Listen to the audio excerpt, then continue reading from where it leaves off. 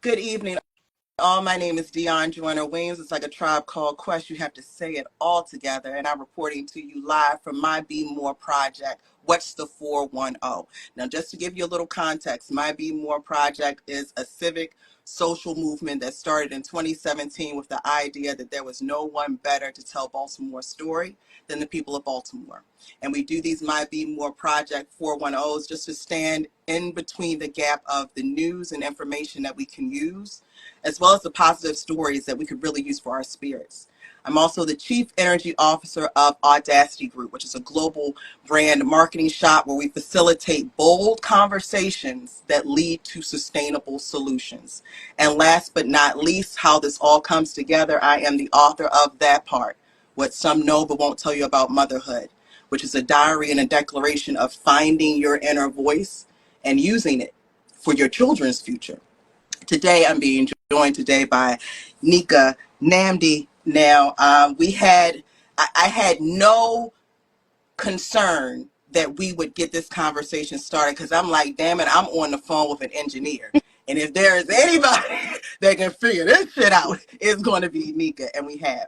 Now, Nneka, before we jump into the conversation, I just want to do an intro of you. And of course, you can jump in to give any additional info that I've missed. But I just want to set a tone, okay? So for those that are joining, when you think of Nneka Nnamdi, you remember the old adage, your name is in rooms your feet haven't entered yet.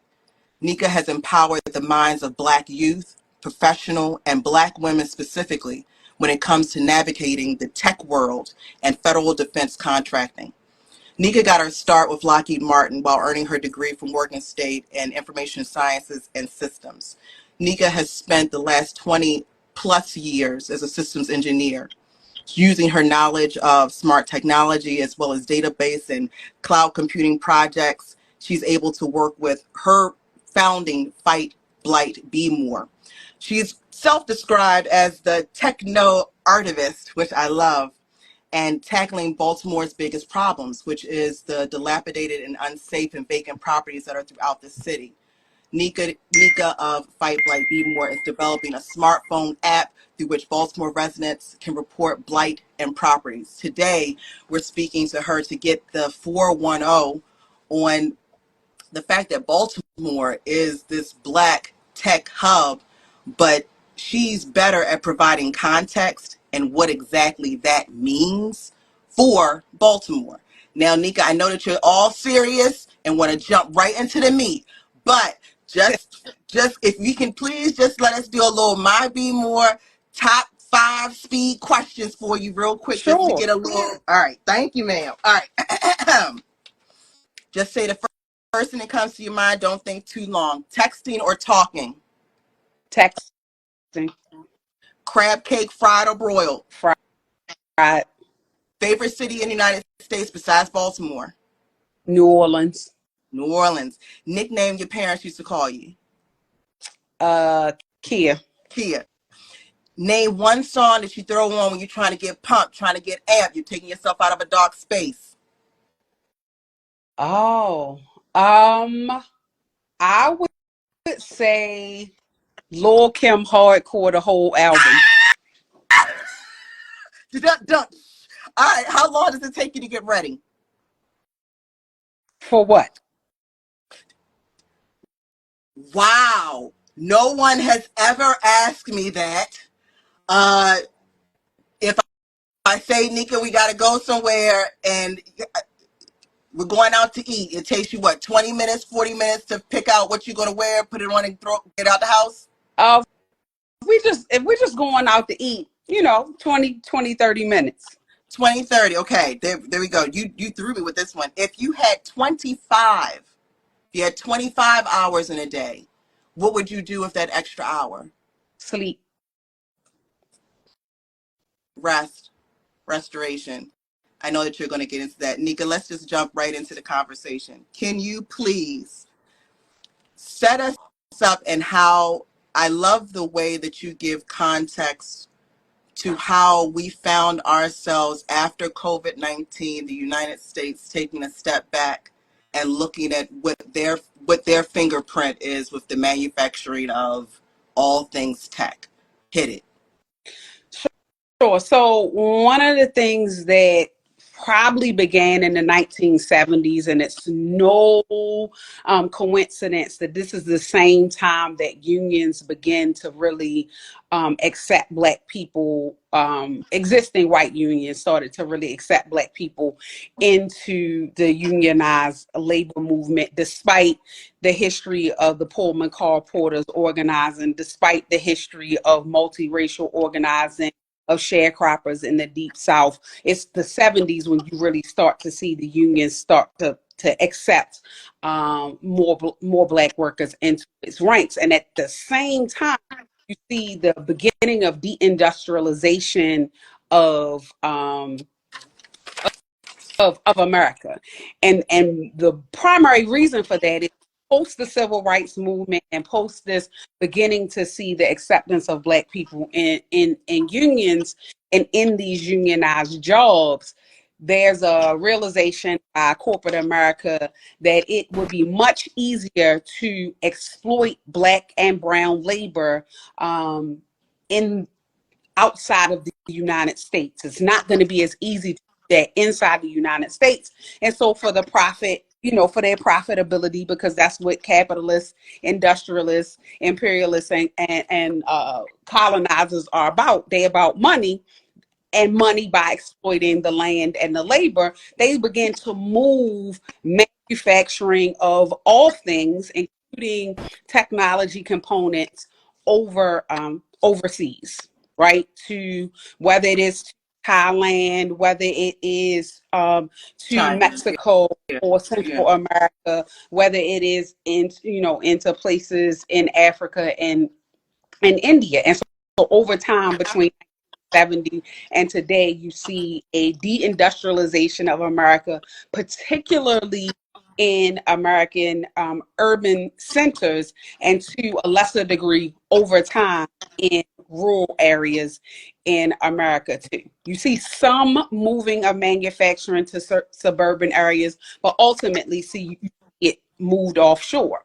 And so during COVID, what because borders were closed, Yeah. because transportation was slowed, because the world was effectively shut down, Right. what America realized is essential items, medical items, whether it was masks, whether it was bleach, whether it was,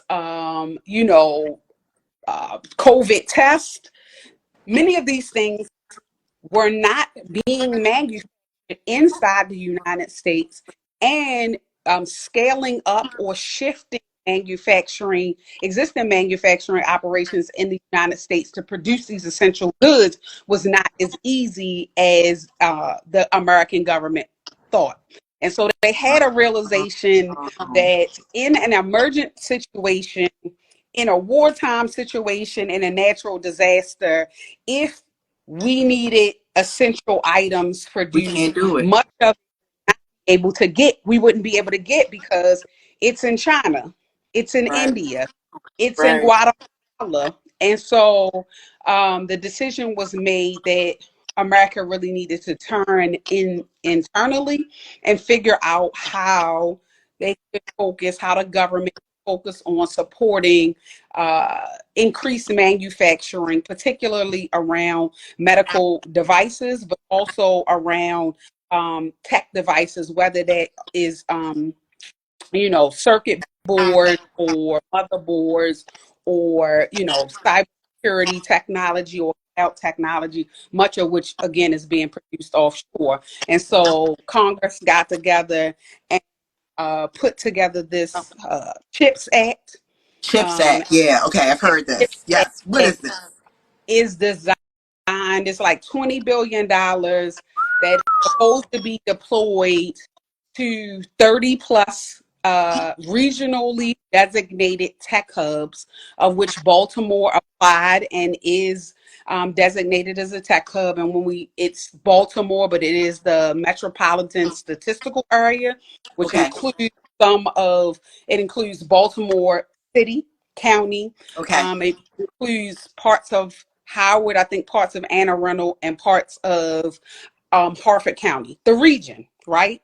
Understanding that it's named for Baltimore, because the reality of it is, no matter what they try to tell you, Baltimore is the economic engine, not just for the county, but for the entire state of Maryland. You have no Baltimore City, you do not have an economic engine, You could, right?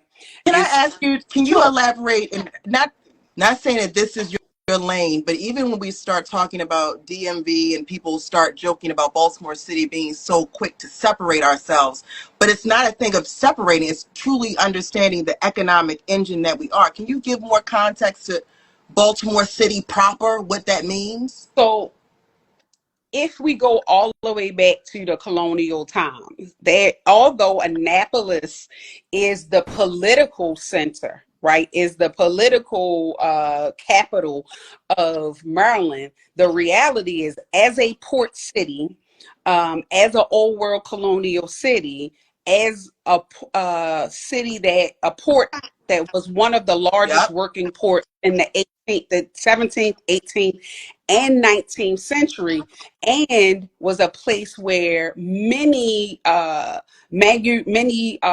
Fortune 500 or Fortune whatever 100 companies, including London Fog, of course, Domino Sugar, Bethlehem Steel, even black companies like Beatrice Foods and Park Sausage, all of that stuff was being manufactured here in Baltimore. So the economic engine, right? The ship making, the shipping of uh, produce from Western Maryland and the Eastern Shore. Unfortunately, the shipping of our own ancestors down to the deeper South, all of that was done from what is now Baltimore City proper. So the actual economic engine of the entire state of Maryland, by and large, was Baltimore City. And secondly, I would say the Eastern Shore and the agricultural areas of Baltimore would have been the second part. And so part of the reason folks don't want to give that credit to Okay. Baltimore now, because Baltimore is a predominantly black city. And so they want to make it look like Baltimore is a drain on the economy. But even today, if not for the ability of the state and the city to exploit black labor, to incarcerate black people and send them to Western Maryland and boost the Ah, economy of places like yeah, Cumberland, like yeah, places with Hagerstown, yep. without people, right, and our labor, whether it is being criminalized or not, you don't have an economic engine in Baltimore. And I've said this in other spaces. Without the labor and intellectual property of black people, the fabric of Baltimore would be bare. If you remove us from 1690, when the first Africans arrived in the Chesapeake Bay Basin, to today, if you remove our labor and our intellectual property, there's very little that would be left. Um, but people don't want to give us that credit. And it's important that we know our history, because if we know our history, we don't need the credit. We know that. But that is part of the reason why Baltimore is seen as a separate um, entity, and is the narrative is pushed that we are drag on the region, when in fact, if not for us, there is no wealth in the rest of Baltimore, in the rest of Maryland, and in the region by and large. So let me say this. As a storyteller, the reason why, one, I love to surround myself with intelligent folks with lived experience and common sense. Because when you come back to the conversation of Baltimore being designated as this tech hub, and then start to dissect the conversation of tech within the Black community, and we've had conversations like this in years past, where immediately a wall will go up because we have seen how technology has been used to our detriment. Correct. But what you're speaking of, and what I want for you to give context is, this is a positive that's coming, that we are not prepared. If we are not prepared for, we're not going to reap the benefits of something that, yes, has historically been used against us. But as you've said it, technology is our birthright. So I want you to be able, if you can, please Sure. give folks, everyday people, an understanding of, yo, why is this important to me? I don't know shit about, like, that just ain't doing nothing for me. Right. Right. Check me. So I would first say that when I say technology is our birthright, we have to be always clear that the last 500 years of human history and the last 1500 years, if you want to get into the fact that prior to the transatlantic slave trade, there was a trans-Saharan slave trade perpetrated by Arabs in West against our ancestors in West Africa.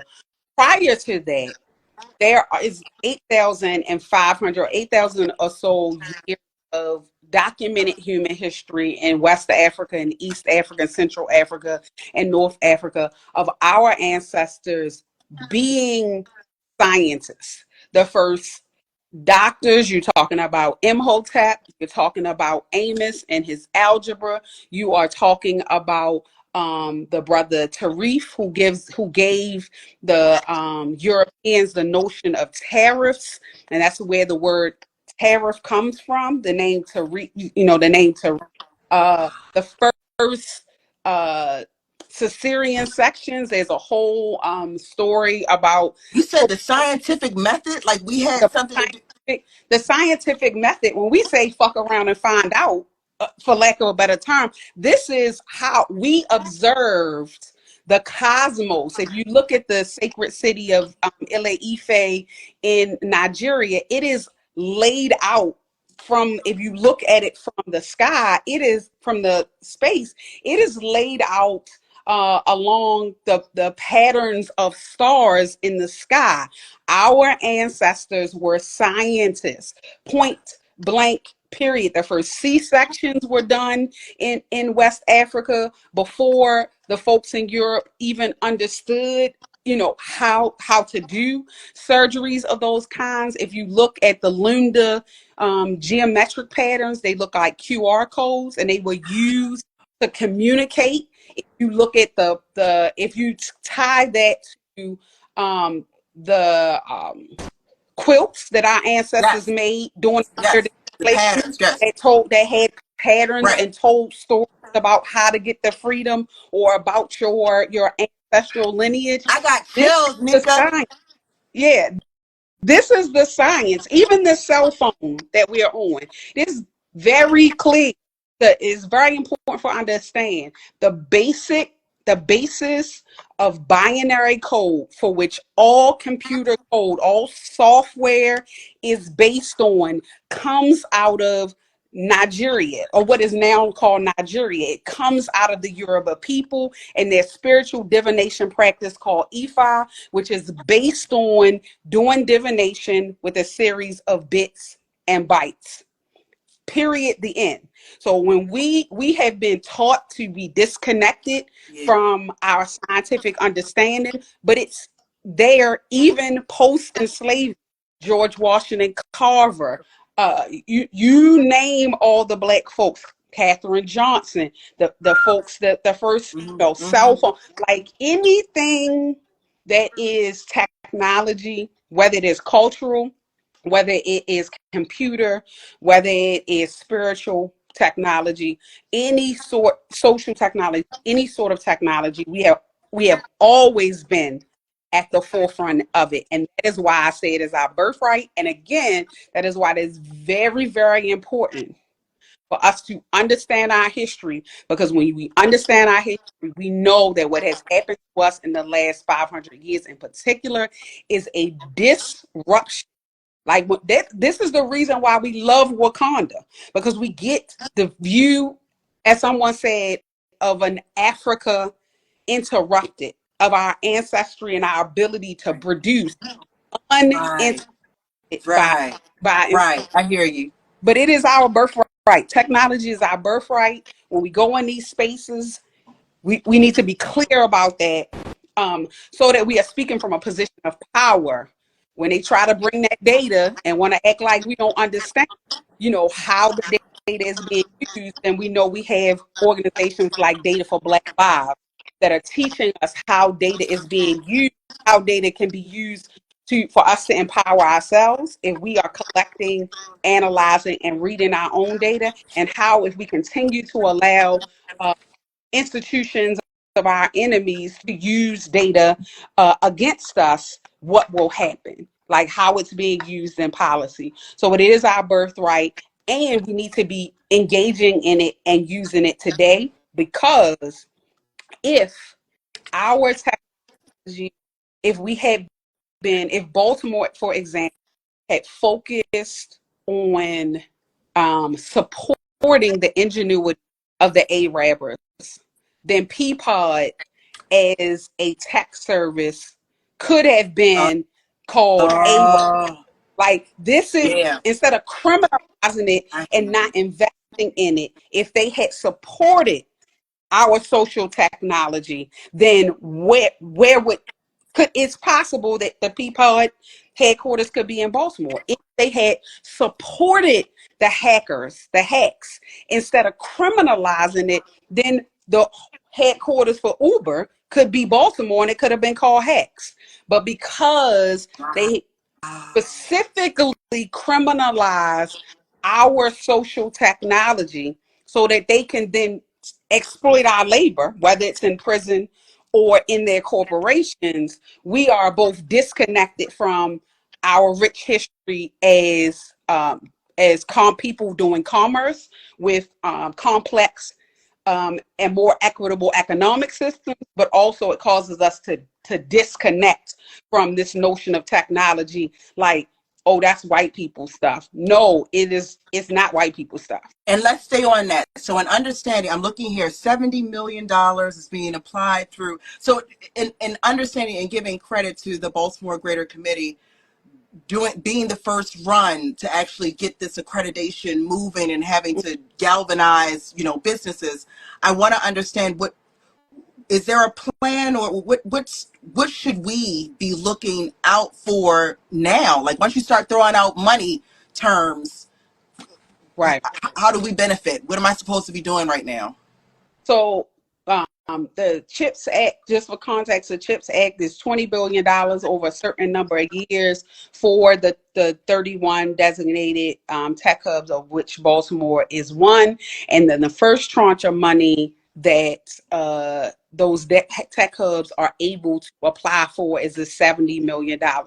And GBC has convened a group of about 40 Baltimore businesses to put together the grant application to apply for $70 million in order to support innovation, scaling up manufacturing, and competition, making local businesses competitive, and their ability to scale and sell technology, in particular medical technology, because there is a lot of innovation happening in Baltimore, whether it is the folks at Full Blast Steam or it is the folks at Global Air Media, which is a drone company, whether it is the folks at the Black Brain Trust and their work in developing equity metrics. There is a lot of tech work happening in the Black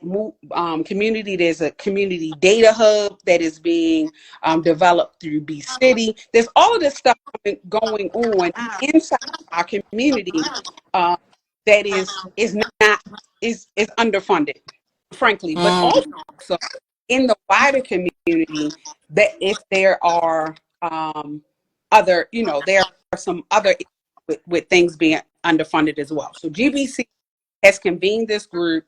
They're going to apply for $70 million to support innovation, manufacturing, tech, and supporting the development of and so what in my estimation we need to be prepared for is, one, I think that we be engage those folks that are interested, that have tech businesses, that have tech ideas, should be going to GBC and saying, hey, we want to be a part of this team, we want to be, even if it's in an advisory capacity, we want to know what is going on. Got it. We want to see the application. We want to be able to vet the application and let you all know where you are not thinking about micro technology happening in our communities, where you are not thinking about how Black businesses in general, specifically tech businesses, are disinvested in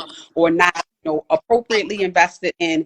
And we want to be a part of the vision of what Baltimore as a Okay. tech hub will look like. Because if we do not, um, we will again be put in a situation where we could be displaced even further. Because one of the things that happens when you start to see uh, municipalities go after large tranches of federal funding, Mm-hmm. in the background, the property speculation. Because again, if you're going to do manufacturing and if you're going to do commercialization of products, you need space. You need space. Space.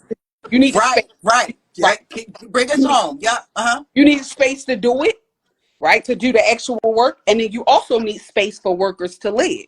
And so the speculators, the property speculators, the slumlords, they start to hear $20 billion over some years, $70 Right. billion over the next 5 years That's coming. space and opportunity. Yeah, Mm-hmm. these companies are coming, right? They're gonna get this money and they're gonna be setting up and scaling up, and they're gonna need place to go. And so the speculators begin to increase. And I want to be clear: the speculators already been wilding in our communities. They already been holding on to vacant properties for 10, 15, 20 years.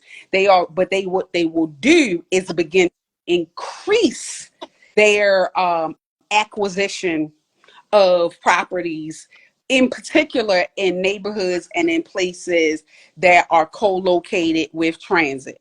So around the West Baltimore Mark train station, right? Around the waterfront, or in places that have some commercial, or large vacant commercial properties like the Ice House, or over there by West Side Skill Center. There's West Side Shopping Center.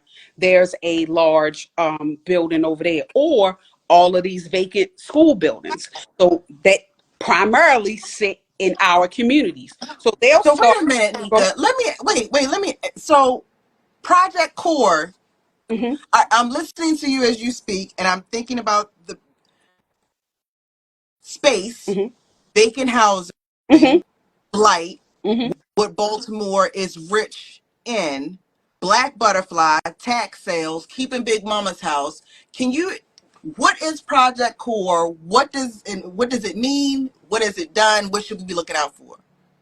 So Project Core was a baby of Larry Hogan. It was designed to do 5,000 demolitions of properties that were in poor condition in Baltimore. And under the bottom of it, it was intended to be a law enforcement strategy, supposedly to make line of sight easier for the police, to make it so people couldn't hide drugs and dilapidated properties, to make it easy, less easy for people to do things in properties that were in bad condition. But it also, its secondary purpose was to make space for new development.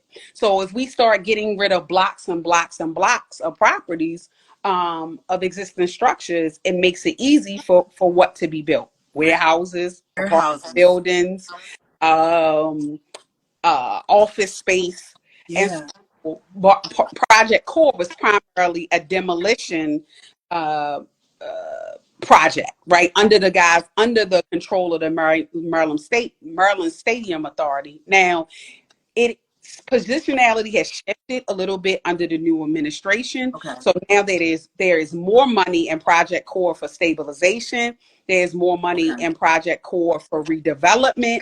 But we still have to have an eye, because again, the speculators now know that not only is this CHIPS Act, the 70 million in play, They also know that the governor announced that there's going to be, some work around the MARC train station. The DOT has a project to do something with the highway to nowhere. And Correct, so correct. all of this, if you look, all of this is focused on space and place, and Mm. all of it is primarily focused in neighborhoods where Black folks have been displaced. And I want to be very, very clear.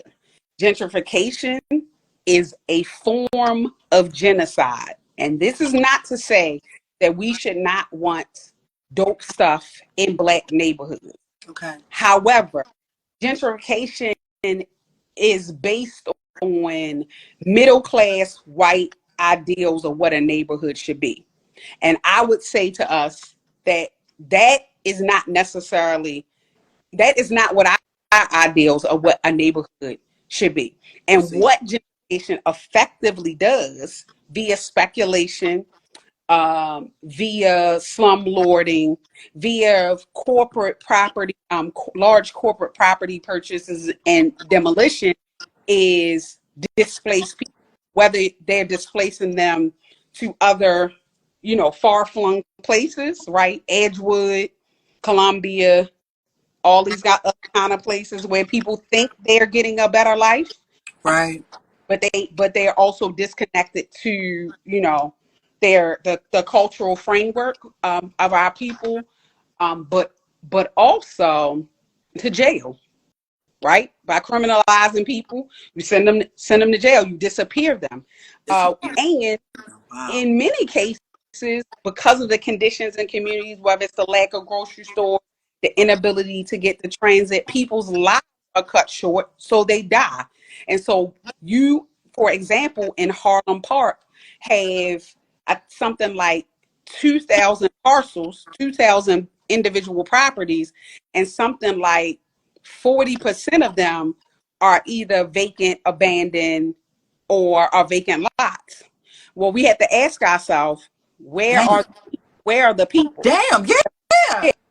The people are disappeared. The people are gone. It is what has happened to Black Baltimore, whether it's historic East Baltimore in the footprint of Hopkins, or it is over in Old West Baltimore, is absolutely and completely, it meets the UN definition of genocide. And we ought to be very, very clear about that. And will continue as long as we do not understand what is coming, how it is coming, and we are not organizing against it. So to that point of organizing, so I have a 12-year-old son and twin 10-year-old boys.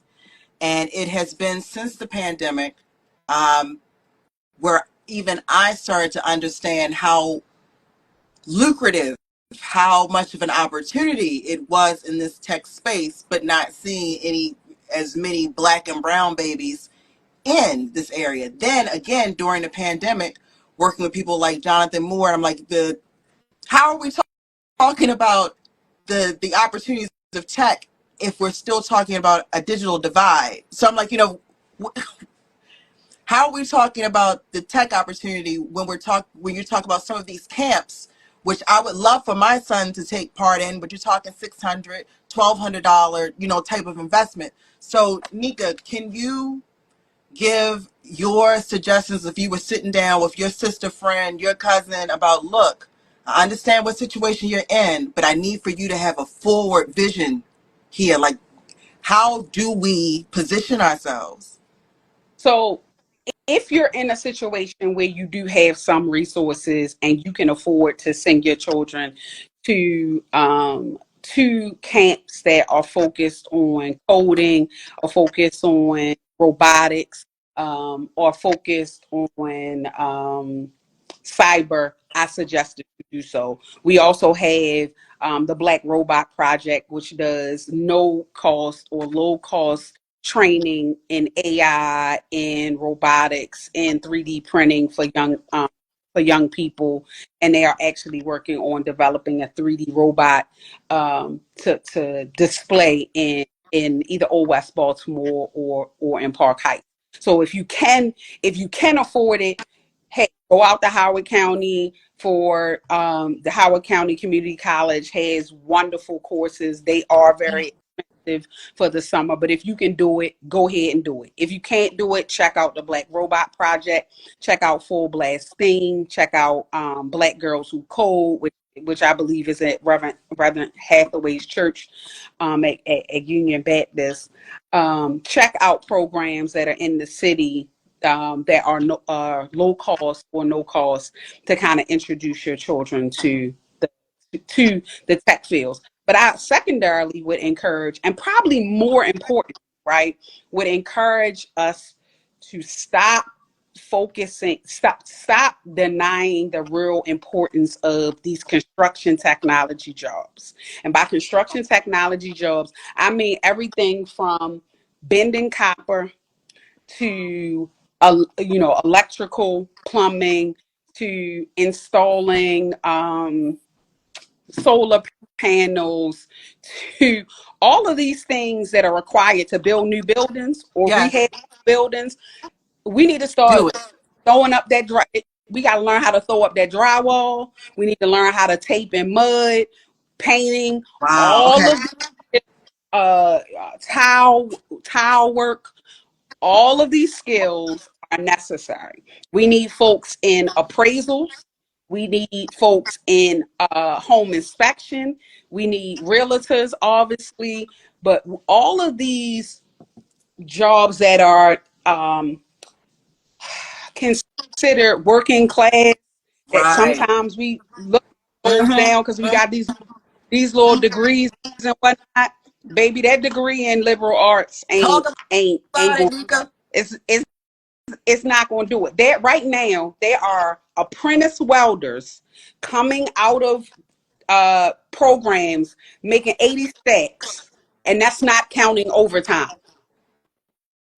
I'm just saying we need, and I'm talking about. Listen, I'm talking about the boys, the girls. I don't care if they trans. I don't care if Understood. they LGBT upside down. It don't matter. We Okay. need to be about the business of knowing how to build physical infrastructure. Many of the baby boomers are retiring, and there is a lack of skilled trade labor available. So if the cyber ain't for your baby, if learning, and here's Understood. another piece, if learning Mandarin Chinese ain't your baby thing, or learning Spanish ain't your baby thing, it cool, no problem.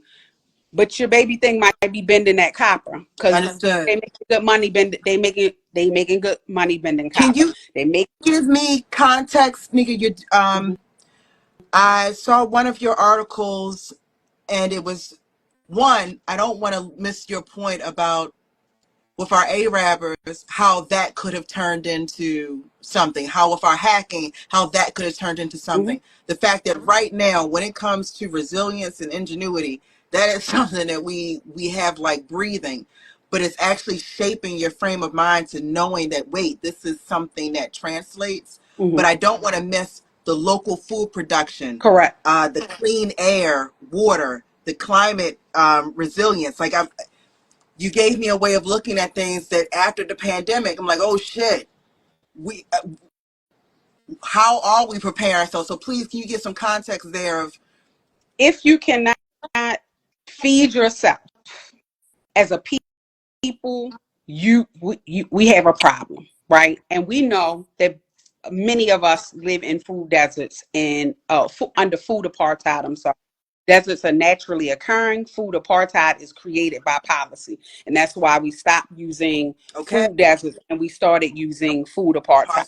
It is okay, a very clear decision by corporate America. It's a very clear decision by policymakers to not ensure that every neighborhood has access to a full service grocery store or a farmer's market or some food delivery service to get me my what she needs to manage her diabetes or not get diabetes in the first place, not get hypertension in the first place. And so that is another place, that is another occupation.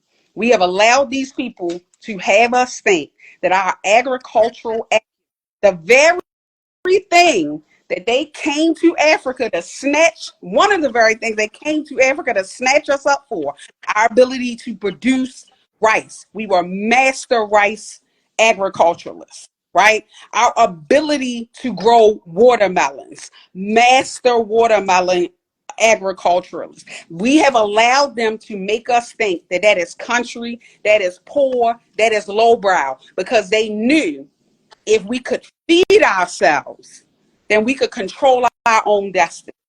And so when we have a city where we cannot feed ourselves, where our children are on Hennessy and hot fries, and we expecting them to go to school and learn something, right? When we on Hennessy and Takis as grown people, and we expected to go to work, and we have a problem. So we have to be looking at the work of Black Yield. We have to be looking at the work of the Farm Alliance and what they're doing in terms of urban agriculture, right? We could be doing vertical farming. We could be doing some farming with remediation on many of these vacant lots. Baltimore once was a city of 1.2 million people. We're at 600,000. Right. We don't necessarily need to be inviting every lottie dottie and everybody into the city. Maybe we need to be converting some of that land into farmland so that we can feed ourselves, into orchards. Why aren't we plums grow here, apples grow here? Why aren't we growing stuff on trees that our unhoused people and other people can just pluck off the tree? I just came from South Africa. There's a place in Johannesburg called Victoria Gardens. It is like a Lexington market with clothes and shoes and art and food as well. And they have a garden where they're growing all sorts of food. And guess what? People who live in the neighborhood around can come and pick food that they need out of the garden, get seeds and stuff that they eat for the garden in order to feed themselves. Why aren't we doing, Right. why aren't we investing in that? Because we are doing that here through organizations like Black Yield and the Farm Alliance. So back to your point about the Arabs and the hacks, there is a purposeful disinvestment in Black tech, wherever a space, whether it's agricultural tech, whether it's computer tech, whether it's social tech, because they know as long as we aren't in control of our neighborhoods, and we aren't in control of the commerce that is happening in our neighborhoods, that they can continue to control us. Because honestly, in particular, if we're talking about food, if someone is hungry and if someone is dehydrated, because soda costs less at the grocery store than water, right? And A more. 20-ounce, you know, Yeah. a 20 soda and a 20-ounce water is not the same price. As long as people are dehydrated and malnourished, their decision making, their cognition is not going to be the same. And that's before we start talking about lead.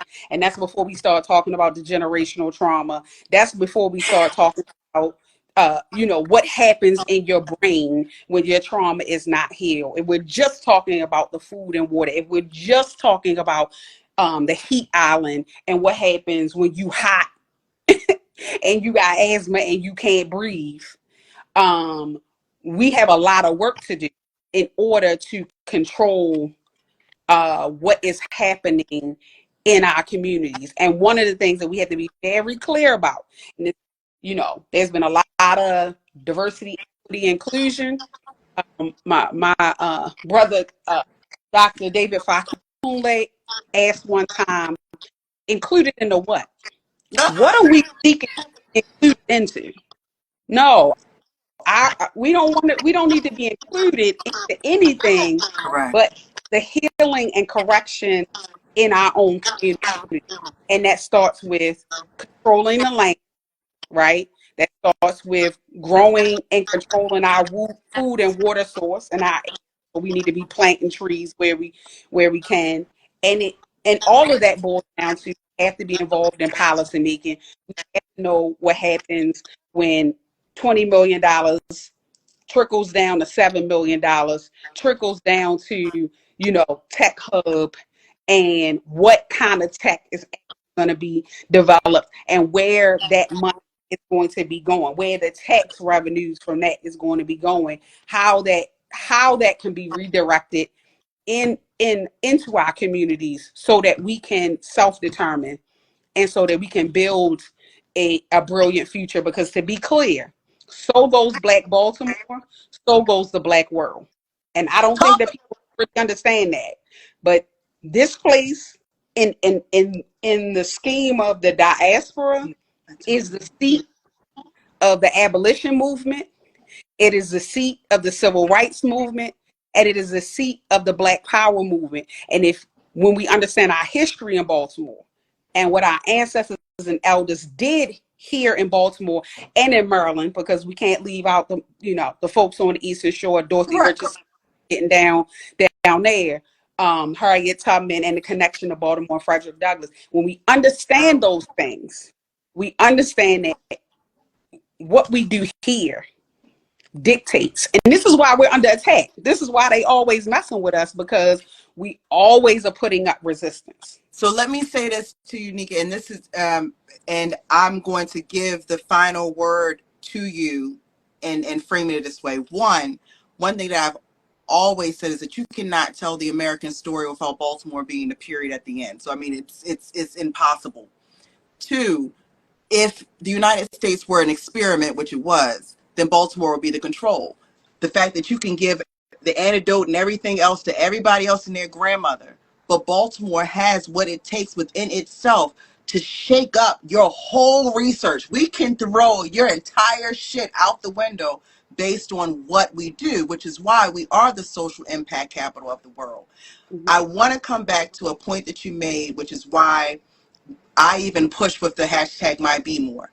The fact that we cannot be reliant on local media or any media to tell our story. And we have got to take responsibility in sharing information that we have.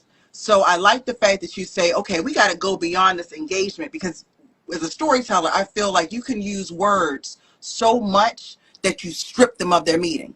So narrative, storytelling, we say it so much you forget. And I'm like, no, there's a responsibility for us to share the news and information that we have with each other. That's how we did in a community, so that we can combat the misinformation that is literally being poured on us on purpose. So I want to put the word back to you to frame for folks that are listening, that everyday person who doesn't have the degrees, the letters behind their names, the ones that fall into the bias of feelings tech is white people stuff. How do we empower our people to understand the power that we have?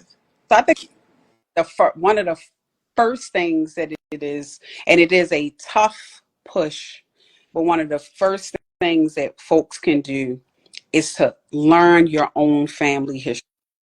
Because what you will find when you are able to trace your lineages back as far as you can go, when you are able to get the stories, is you, one, develop a greater understanding of yourself.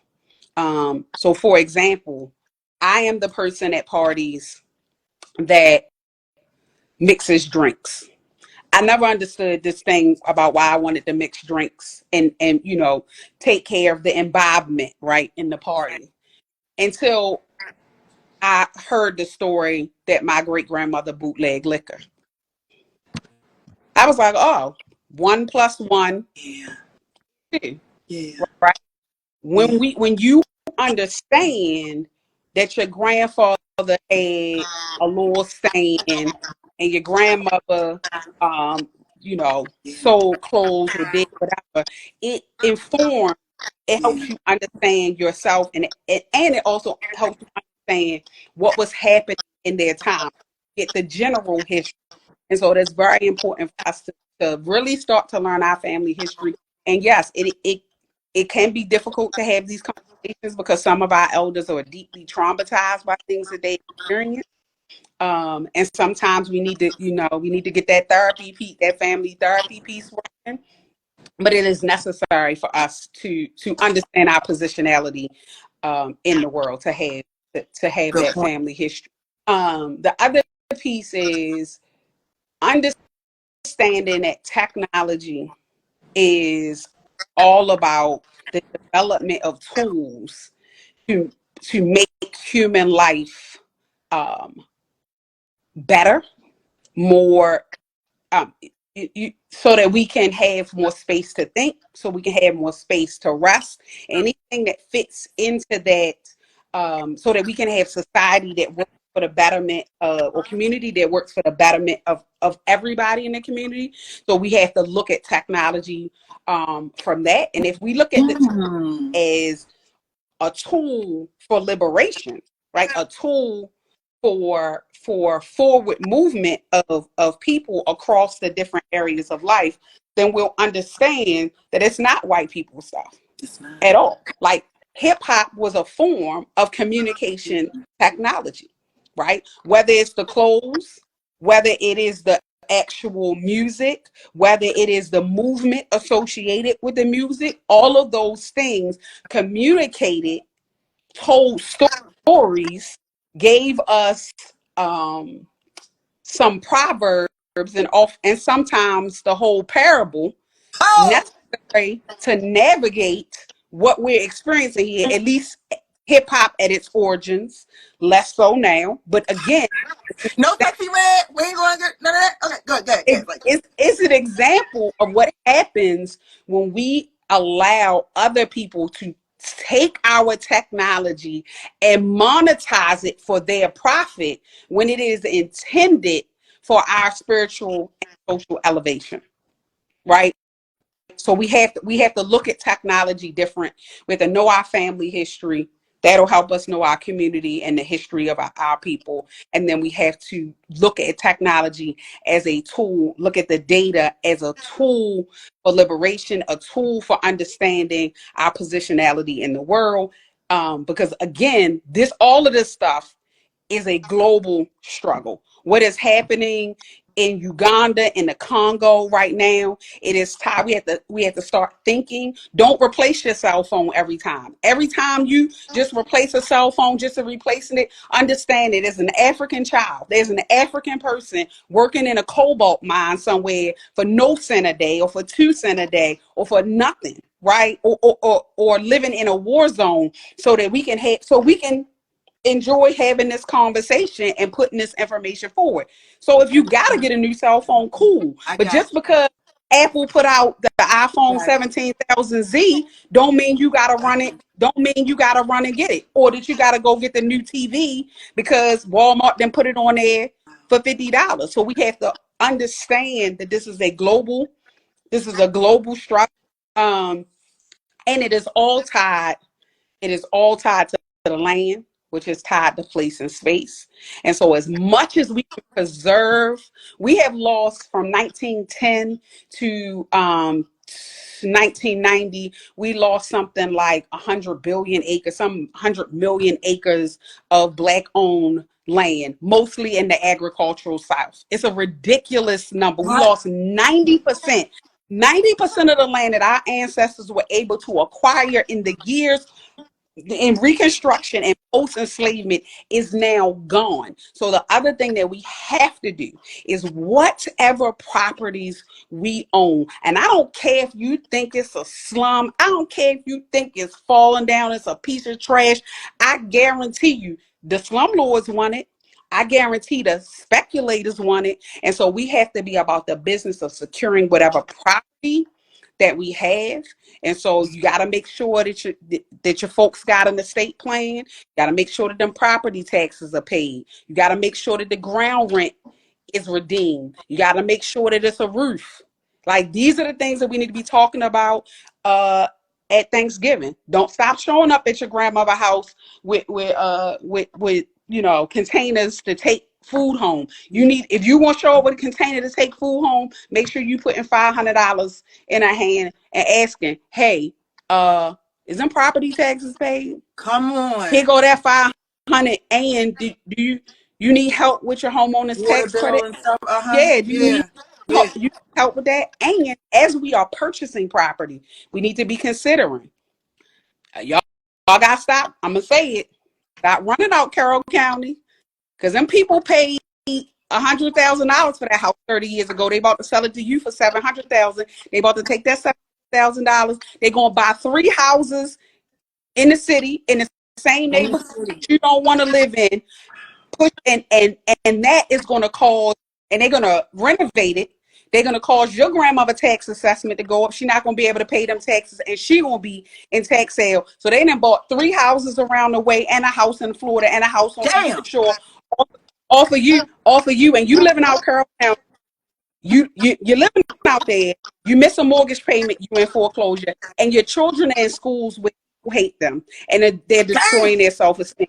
So listen, we got to get real. You might need to go ahead and move over the original Northwood in the lower house. You might need to go over your grandmother, that house up there in Emerson Village, and fix it up and sit down. And yeah, Baltimore City Public Schools got its problem, but there are ways to navigate it. Homeschooling, private school, being up the school. There are ways Being to do up to being school. up the school. We have to secure place and space, and we have to secure our communities. Um, and on top of all of that, voting is cool, y'all. That's slick. Whatever. People fought for the right and died for the right to vote. I get it, but it is the lowest form of political engagement. If you're not going to hold your public officials accountable, if you're not going to know what policies they putting Right. forward, you're not going to tell them what you want them to go to City Hall or Annapolis to do, then voting is playtime. We have to be starting. We have to be organizing. We have to be contacting them and letting them know what we going for and what we not going for, what we sent them down there to do. We have to be funding their campaigns, because right now their campaigns are being funded by the very people who are trying to genocide us out of Yeah. here, right? So those are the things that we really need to be doing in order to secure our space and our place. And the last thing I'll say is, and the people are going to be like, yo, you didn't say it. All this we need to be doing. Yes. Good. Keep going. Uh-huh. We got to rest. We got to rest. We got, Oh, damn, Nneka. hey, I know it's a lot, but sometimes we got to cut these phones off. Sometimes we got to take a walk. Sometimes we got to go to sleep. It is necessary for our imagination. It is necessary for us to communicate with the other side, whatever you believe, whatever you believe. It's necessary to get those downloads. It is necessary to give our bodies time. We are under constant stress. And so if you can't do anything else, please read the book Rest is Resistance. Get with your rest, drink you some extra water, cut down on your meat, add some vegetables, some organic vegetables to your shit. And at at the end of the day, love on your people. That's what I got. Nneka, let me tell you something. So for those that are watching and are going to rewatch on YouTube, we were trying to get a Wednesday with Nneka this month. It was running out, and we finally got the 28th. I was like, okay, damn it, if this ain't a way to end off Black History Month, I don't know any other way than with Nneka Nnamdi. Like, so, and this is not the last time, but I want to say, Nneka, thank you so much for this first time on the My Be More project. I can tell just by the comments and the more comments to come, the way that you speak, you're getting to the core of the people, that once they get engaged, we're really going to be able to turn the table, because there's been people like you and others have been at this table fighting, and there's more backup out there. They just don't have the information to know that their help is needed. So great job, ma'am. I will talk to you soon. And on that note, peace. Peace.